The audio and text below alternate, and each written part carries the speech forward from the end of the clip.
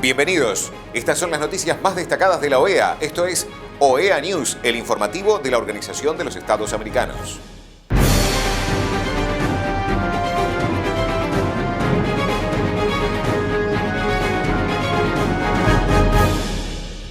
Es momento de compartir los títulos de las noticias más importantes que vamos a estar brindando a ustedes. Secretario General de la OEA certifica lista de presos políticos en Venezuela del Foro Penal. Secretario para el Fortalecimiento de la Democracia opina sobre la situación del COVID-19. MAP OEA viene monitoreando graves hechos de violencia en Colombia. Mensaje del Secretario General de la OEA sobre Cuba. Departamento contra la Delincuencia Organizada Transnacional provee asistencia a los Estados miembros. El secretario general de la OEA, Luis Almagro, certifica la lista de presos políticos en Venezuela del Foro Penal. Está conformada por un total de 328 presos, de los cuales 304 son hombres, hay 24 mujeres, 205 son civiles y 123 militares, 326 son adultos y hay 2 adolescentes.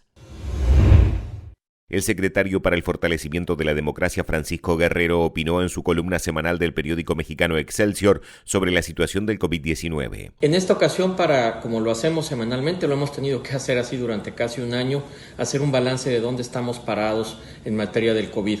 Casi 2.5 millones de personas han fallecido, más de 111 millones de seres humanos contagiados y obviamente esto con efectos brutales en materia del crecimiento económico y del acceso a las oportunidades, sobre todo de los que menos tienen, de los más pobres.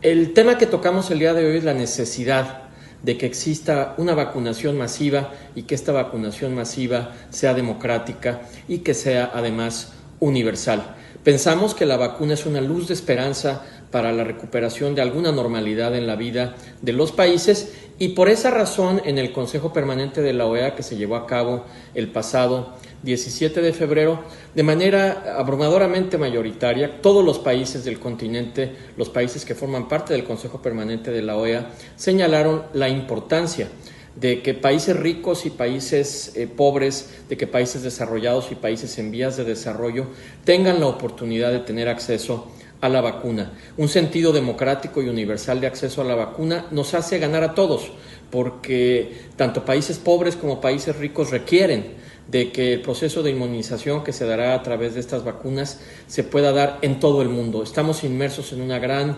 globalización y por eso, y sobre todo optimistas de que ya contamos por lo menos con 9 vacunas a nivel mundial que han obtenido ya algún tipo de reconocimiento científico y que se están empezando a utilizar, es fundamental que, como lo ha señalado el secretario Luis Almagro, estas vacunas sean de acceso para todos y que todos los países, independientemente de su desarrollo económico, puedan tener acceso a estas. Se trata, en efecto, de un asunto de democracia, se trata de un asunto de universalidad en el acceso a las vacunas y ojalá podamos ir caminando como mundo, como continente, en esta dirección.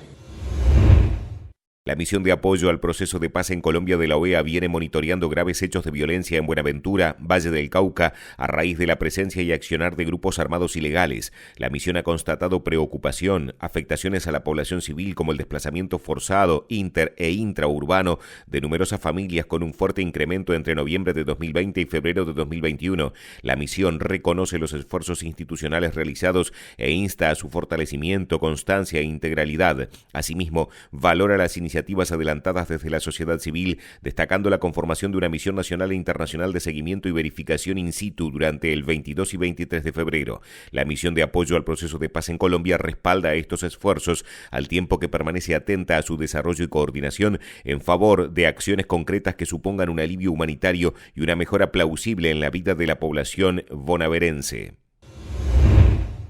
Recordamos el mensaje del secretario general de la OEA, Luis Almagro, en donde expone las razones principales por las que no debe haber más dictadura en Cuba. La dictadura en Cuba es probablemente el ejemplo más perfecto de la mitología de la miseria y de las violaciones de derechos humanos. Que el pueblo de Cuba recupere la soberanía es fundamental en un continente que definitivamente no debe albergar dictaduras, ni crímenes de lesa humanidad, ni condiciones sociales insostenibles para su pueblo. El fin de la dictadura implica que el proceso de la revolución que introdujo un sistema fracasado debe dejar paso a nuevas oportunidades, para la gente, en el disfrute de sus derechos, de dejar paso a que la gente pueda ser libre, sin control total de la vida pública y privada por parte de un Estado totalitario y corrupto.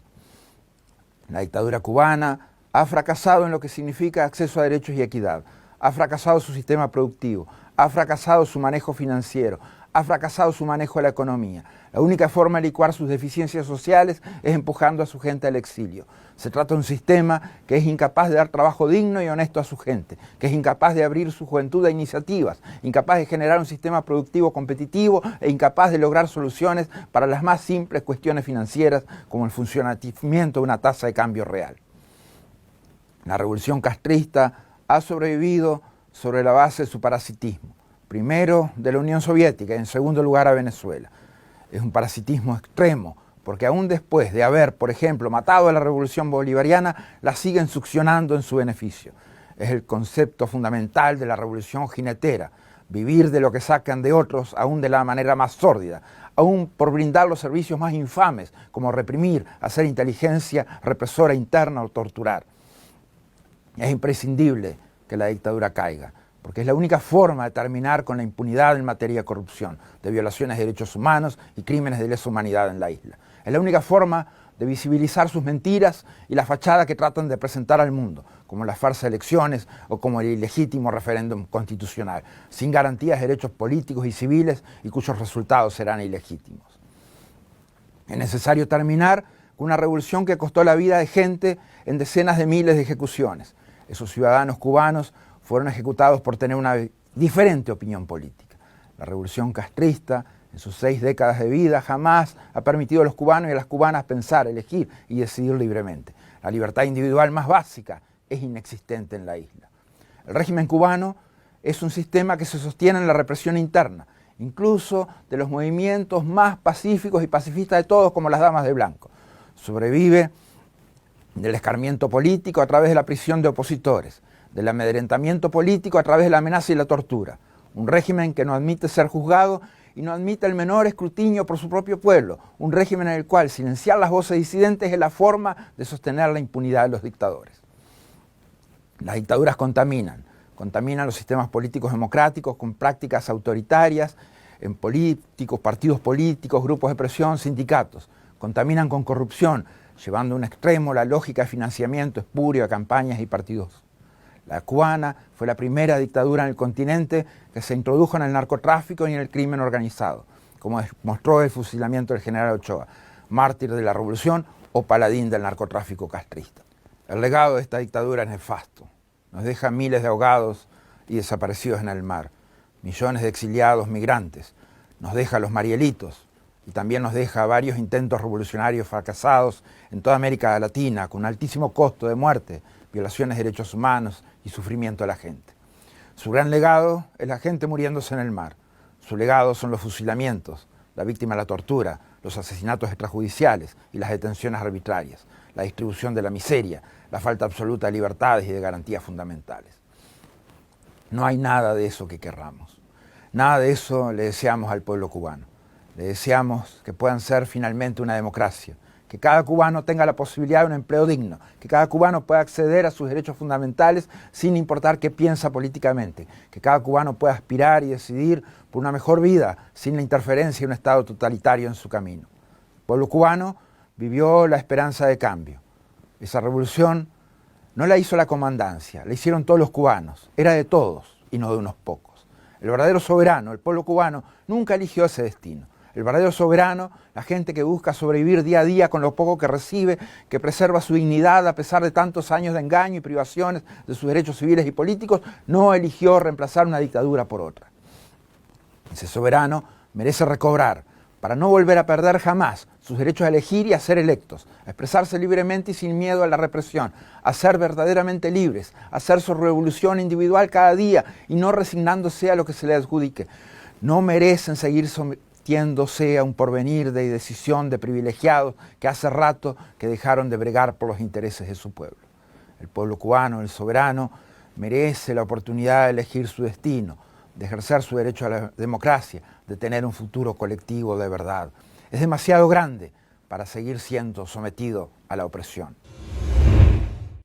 El Departamento contra la Delincuencia Organizada Transnacional fue creado en 2016 y tiene como propósito principal proveer asistencia técnica y legislativa a los Estados miembros de la OEA para enfrentar y responder a la delincuencia organizada transnacional en sus distintas manifestaciones.